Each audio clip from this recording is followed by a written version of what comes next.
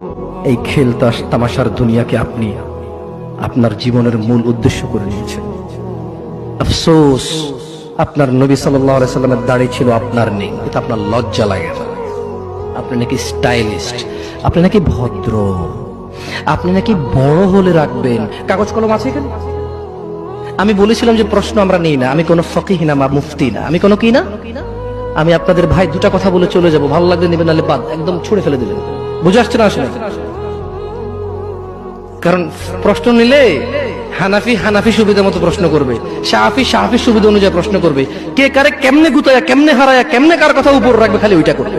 আমি কি ভুল বলছি? আমি ভুল বলছি? তো দরকার আছে এই প্রশ্নের? আপনি তো শিখার উদ্দেশ্যে প্রশ্ন করবেন না, আপনি প্রশ্ন করবেন জিতার উদ্দেশ্যে। কি উদ্দেশ্যে? আগে শিখার মন মানসিকতা করুন, ইনশাআল্লাহ একসময় প্রশ্নের জবাব দেব আল্লাহ চাইলে। আপনি চান জিততে, আপনি কি শিখতে চান? দেখেন, আমি ভুল বললে ক্ষমা করে দিন। এই খেল তামাশার দুনিয়াকে আপনি আপনার জীবনের মূল উদ্দেশ্য করে নিয়েছেন। আফসোস, আপনার নবী সাল্লাল্লাহু আলাইহি সাল্লামের দাড়ি ছিল, আপনার নেই। এটা আপনার লজ্জা লাগে না?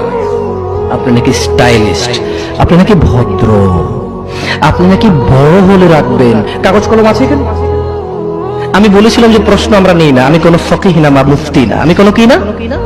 আমি আপনাদের ভাই দুটা কথা বলে চলে যাব, ভালো লাগলে নেবেন, নাহলে বাদ, একদম ছুড়ে ফেলে দিলেন। বুঝে আসছে না? আসলে কারণ প্রশ্ন নিলে হানাফি হানাফি সুবিধা